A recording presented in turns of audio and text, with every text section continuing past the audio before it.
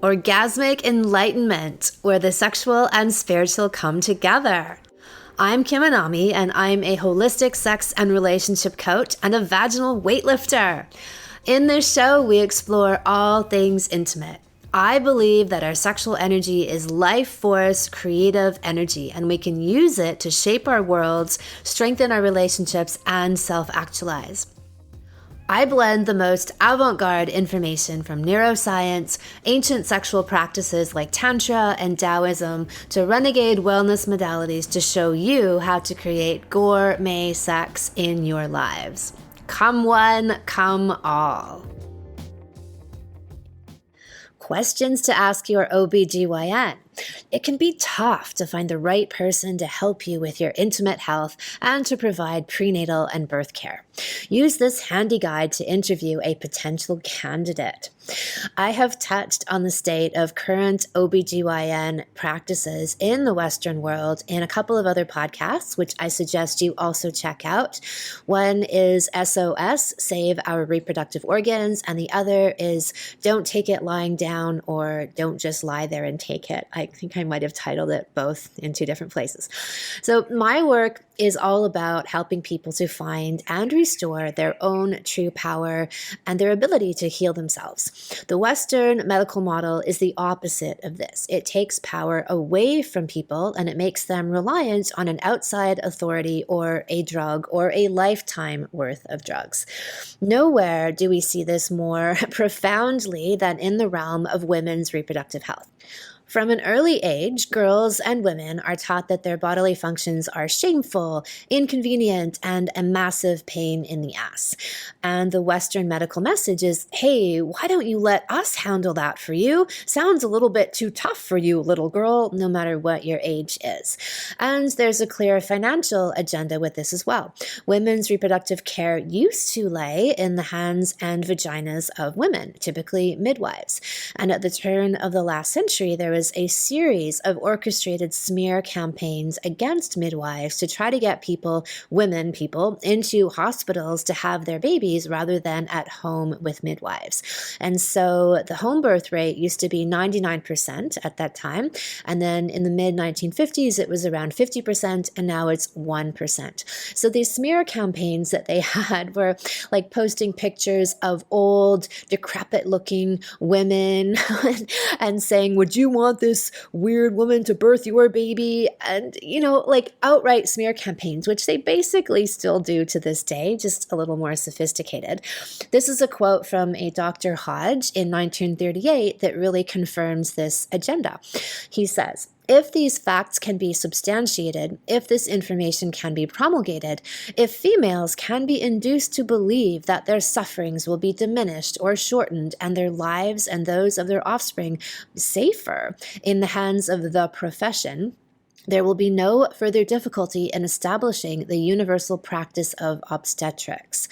All the prejudices of the most ignorant and nervous female, all the innate and acquired feelings of delicacy, so characteristics of the sex, will afford no obstacle to the employment of male practitioners. So one of the biggest problems with this, the whole fucking thing is problematic, but is that a woman's sexual power is one of the most important gifts she has to shape her life and her world with. And birth is, if not the, one of at least, the most formative and life-altering experiences that a woman has access to. When a birth is allowed to progress as a natural physiological experience, this thing that women, females of every species have been doing since time began, since we were in existence, this is an amazing, life-changing opportunity for women. And, in ancient traditions, like let's say in the First Nations tradition in North America, women were known to have their menstrual cycles and birth as ways to transform themselves. Guys had to do vision quests and do sweat lodges because they didn't have access to this. So guys had to do a bunch of drugs and stuff, but women just had to have their periods and have babies. And so What's happened is this systematic removal of this knowledge, of this power from women, and put into the hands of supposed authorities. And so I want to make it clear that I'm not blaming any women who have been in positions of trusting and believing these so-called experts. You've done the best that you can. You have gone to who is meant to be expert in these areas and taken this advice. And so who I do blame are those people. So the medical profession, OBGYNs, but I certainly do not blame women who've been in a position where they might have been given misinformation or not understanding the depth of what's going on here to remove this energy and knowledge from women themselves. So I'm going to be focusing on women's reproductive health, specifically birth and pregnancy, in the coming weeks. So I suggest that you listen to all of these so that I can unpack all of this stuff in depth. And if you really are looking for a new OBGYN or you're in the market for someone to be part of your birth process, then I encourage you to print out this list of following questions, walk in, and demand they answer you. If you'd like to download these questions as a PDF from my website, so you really can use them and share them with the world, I've included a short link for the post in the description of this episode. Or you can just go online and search for the post with questions to ask your OBGYN by Kim and Nami. So here we go. First question. Have you ever actually healed a woman, i.e. cured her without taking out her internal organs, that doesn't count, or giving her drugs to mask her symptoms? Nope, not healing. I've noticed that it's really trendy these days to cut out women's uteruses, ovaries, and cervixes. Do you think this is a trend that we ought to keep running with? Question 3. Do you receive any kind of financial kickback for the organ tissue that you remove from women during these procedures?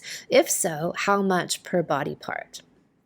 It's been said that the birth control pill and hormonal birth control is the lazy OBGYN's cure-all. What do you think? Organ removal comes in second as the answer to everything. Are women really better off without their body parts?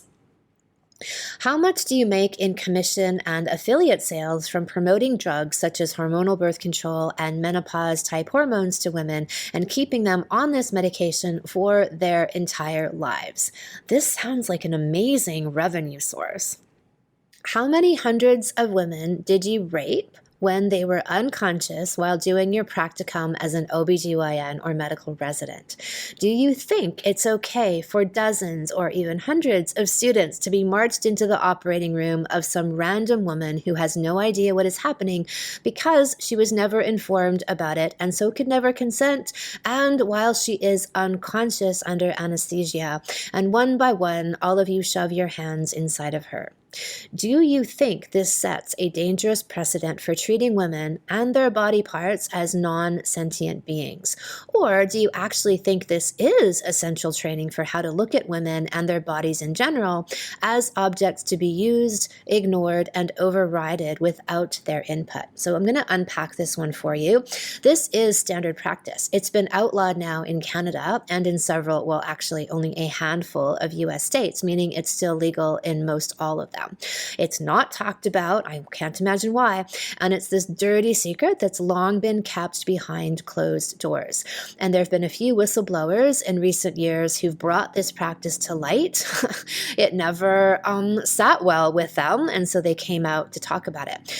One of them, Dr. Sean Barnes, was part of a graduating medical class where he and his 60 or so classmates collectively performed approximately 6,000, quote, pelvic exams on unconscious women, amongst them, or around 100 each. So the definition of rape is sexual contact without consent or without the ability to consent. This practice is rape, and like I said, it sets the tone for women and their reproductive organs being these passive, unconscious entities. Amy Jo Goddard is making a documentary on this called At Your Cervix, and last I knew it was still in progress. I don't think it's come out yet. So let's turn our attention now to pregnancy and birth. All right, question. How much money do you make for a vaginal birth? How much do you make for a C-section? From my research, a C-section is double the cost of a vaginal birth, and it looks like you get $50,000 per C-section and $30,000 for a vaginal delivery. Do you see any conflict of interest there? And is there any relationship to this dollar figure and you encouraging women to schedule C-sections? The statistics say that most hospital births happen between 9 a.m. and 5 p.m. from Monday to Friday. That is so interesting. I wonder if that has anything to do with OBGYNs like you wanting women to schedule their C-sections so they don't happen at an inconvenient time, like say 2 p.m. on a Saturday afternoon in the middle of your golf game. Do you think there is any merit in a woman giving birth naturally without medical intervention? Do you believe it's even possible? Why do you think the U.S. has the highest maternal death rate in the developed world, and where mortality rates are continually rising? And why do you think the U.S. has the highest newborn death rate in the developed world? Question, do you think it's because you are terrible at your job? The United States has an average hospital OBGYN C-section rate of 33%, and it ranges in different hospitals from like 17 to 77%. At The Farm, which is a famous midwifery collective run by Ina May Gaskin, the average midwife-attended birth had a C-section transfer rate of 1.7%, which better reflects a state of actual emergency. Please explain. Is this because you view birth as a surgical opportunity rather than a natural occurrence? Is this because if women simply gave birth naturally without intervention, you'd be out of a job?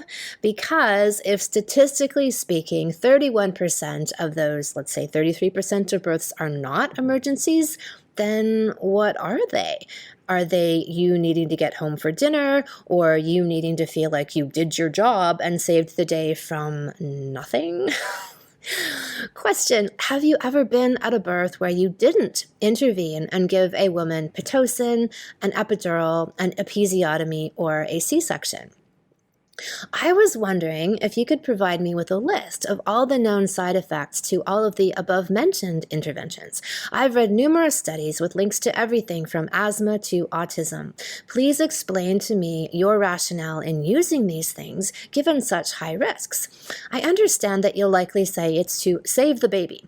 However, as I mentioned, if the average midwife-attended birth has a C-section rate of 1.7%, then what's going on here? It seems a little bit odd. What do you think is an acceptable amount of time for a woman to be in labor before you give her some Pitocin, which is synthetic oxytocin, to help things along? Is it when you want to be home to watch the latest episode of The Real Housewives of Beverly Hills? Speaking of arbitrarily scheduling women's babies for delivery, do you think there is any merit in allowing a baby's lungs to develop, which is known to be the cue which starts the labor and birth process? I mean, it's kind of handy since children will need their lungs to breathe, right? Do you think there's any relationship between the fact that children with asthma were more likely to have been induced and not brought to full term or allowed to initiate the birth process? Do you think that open-doored hospital births are a great idea? The practice whereby anyone passing through in the hallway can peep in and check out a woman's vagina while she's in the middle of giving birth. Do you think it's ideal to strap women down during labor when moving around actually helps childbirth and moves the baby into an optimal position, and lying her down increases her chances of stalling out and eventually requiring a C-section? C-sections are the most commonly performed surgery in the U.S. and in the world, followed closely by hysterectomies and cutting off babies' dicks for 40-plus years running. What's with all the cutting? Do you truly not have any other skills for healing people? It's kind of barbaric, don't you think? Question: do you routinely cut off babies' dicks when they're born? Do you think that boys and men might ever miss having the most sensitive part of their anatomy? Do you see any moral or ethical or even, I think it ought to be a legal issue, with assaulting a young baby without its consent and cutting off its dick? Foreskin tissue gets sold after you cut it off, right? So how much do you make per foreskin when you cut them off healthy male babies? Are C-sections and hysterectomies the procedure that make you the most money in your practice? Is this perhaps why you gear women towards having so many of them? And here are a few personal questions, because I'm of the opinion that an expert ought to know how to do and be good at doing the things they are claiming expertise at. So just curious, have you ever had a cervical orgasm before? If male, do you give them to your wife regularly? Do you think that being sexually inexperienced and underfucked makes you a bad candidate for doing your job well? How did you make your babies? Did you buy them at the baby store or did you make sex? And how did you birth them? How many interventions did you have in your birth? Did you or have you ever used your or your partner's vagina for anything like sex or birth? If not, what do you think vaginas ought to be used for? And finally, do you think that the orgasmic, rapturous, pleasurable, life-changing experience of giving birth that many women experience when they trust their own bodies and refuse routine interventions is what birth was meant to be? I do. The Sexy Mama Salon is coming soon. This is my epic 8-week online program in all things holistic pregnancy and ecstatic birth, because birth can and is meant to be the most pleasurable orgasmic experience of your life. And the fact that we're so far from that in our culture tells us a lot. And yes, every single woman on the planet is capable of having that experience. So check out the free video series for Sexy Mama. It is on my website and we'll go into all of this stuff much deeper. And like I said, stay tuned over the coming weeks for many more episodes on all things ecstatic, holistic, beautiful, spiritual, transcendent pregnancy and birth. Thank you so much for listening. If you haven't already, subscribe and also leave a review. And send someone else the gift of a healthy libido and an off-the-charts love life by sharing this episode with them. We'll be back next week, and in the meantime, many happy orgasms.